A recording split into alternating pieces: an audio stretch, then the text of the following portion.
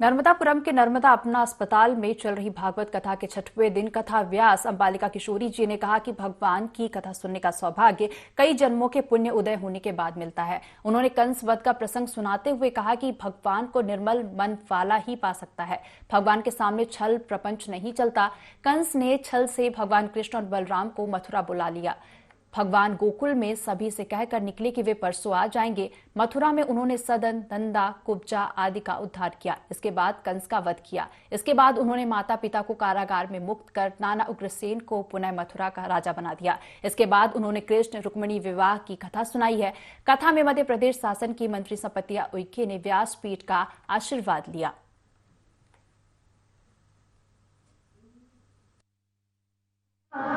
कि कन्हैया, मैंने आपको मन ही मन में पति स्वीकार कर लिया। अगर मेरा प्रेम आपके लिए सच्चा है, मेरी भक्ति सच्ची है, तो आप हमसे विवाह कर लीजिए। और अगर आपने विवाह नहीं किया तो मैं किसी से भी विवाह नहीं करूंगी, अपने प्राण त्याग दूंगी।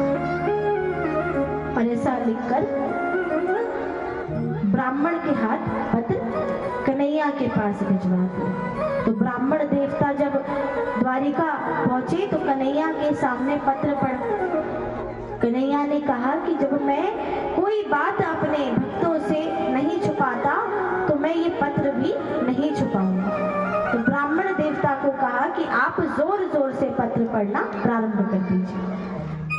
उन्होंने पत्र पढ़ा तो रुक्मिणी जी का प्रस्ताव पढ़ा।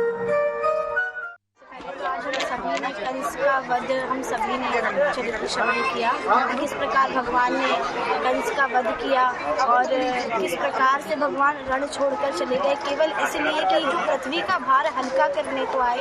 तो अगर जरासंध को भी मार देते तो पृथ्वी का भार हल्का होता ही नहीं, क्योंकि जरासंध एक ऐसा राक्षस, एक ऐसा दैत्य था जो ना जाने सैकड़ों राक्षसों को अपने साथ लेके आता था। इसलिए उसे छोड़ दिया और रणछोड़ नाम उनका पड़ा। साथ ही बलराम जी का विवाह हम सभी ने श्रवण किया और रुक्मिणी विवाह, कृष्ण विवाह हम सभी ने श्रवण किया। कल की कथा में हम सभी सुदामा चरित्र को श्रवण करने जा रहे हैं और होली है और साथ ही सुंदरकांड का पाठ भी होने वाला है। और हम सभी श्री राम जी की प्राण प्रतिष्ठा का समारोह महोत्सव यहाँ पर मनाने वाले हैं। आप सभी बने रहिए। राधे राधे। विशेष कार्यक्रम है क्योंकि कल सप्तमी दिवस है तो हम रामलला तो विराजेंगे ही। 12:20 से 12:29 का जो है हम सब यहाँ पे वो क्षण देखेंगे और उसके बाद राम जन्म के साथ में कथा का श्रवण करेंगे। उसके बाद सुंदरकांड, फिर 1111 दीपों का प्रज्वलन है।